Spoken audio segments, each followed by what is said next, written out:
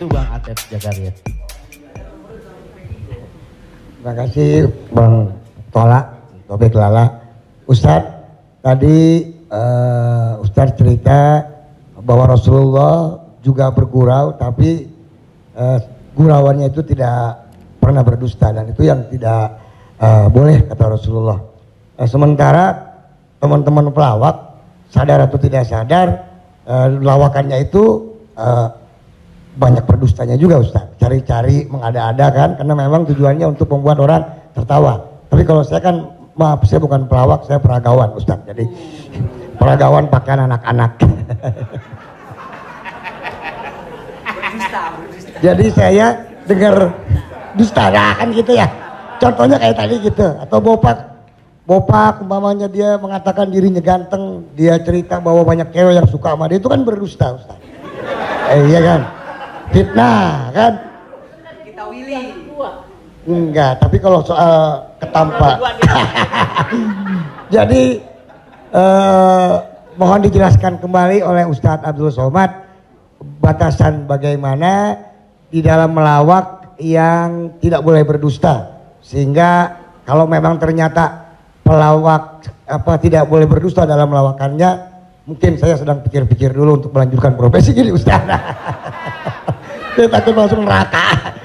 Terima kasih Ustaz Abdul Somad. Assalamualaikum warahmatullahi wabarakatuh. Ada saatnya kita berilustrasi, menceritakan suatu kisah.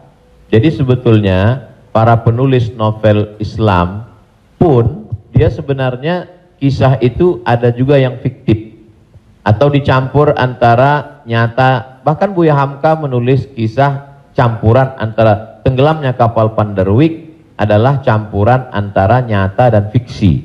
Apakah ketika orang bercerita tentang fiksi itu dia berdusta? Tidak.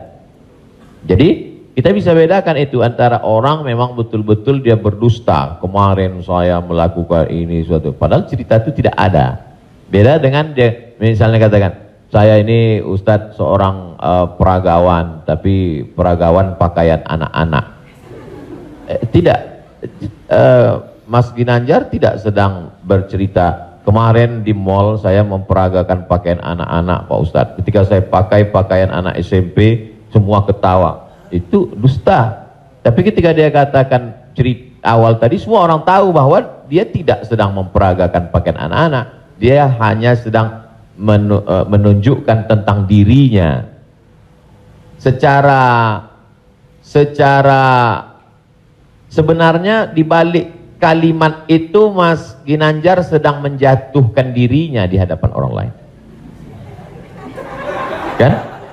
Dan kita tertawa dengan dia menjatuhkan dirinya. Mohon maaf, bahwa beliau mengatakan fisik saya seperti anak-anak dan saya andai pun menjadi peragawan hanya sesuai memperagakan pakaian anak-anak.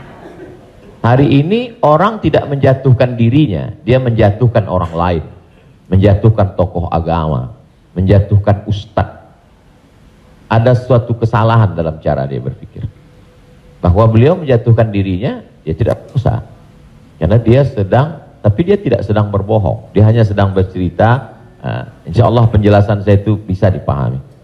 Yang tidak bisa itu adalah ketika orang seolah-olah dia bercerita, dia kemarin saya menjadi sebuah cerita seakan-akan orang mengatakan dia nyata. Padahal sebetulnya hanya bohong belaka supaya orang tertawa. Itu yang dilarang oleh Nabi Muhammad SAW. Wallahu a'lam.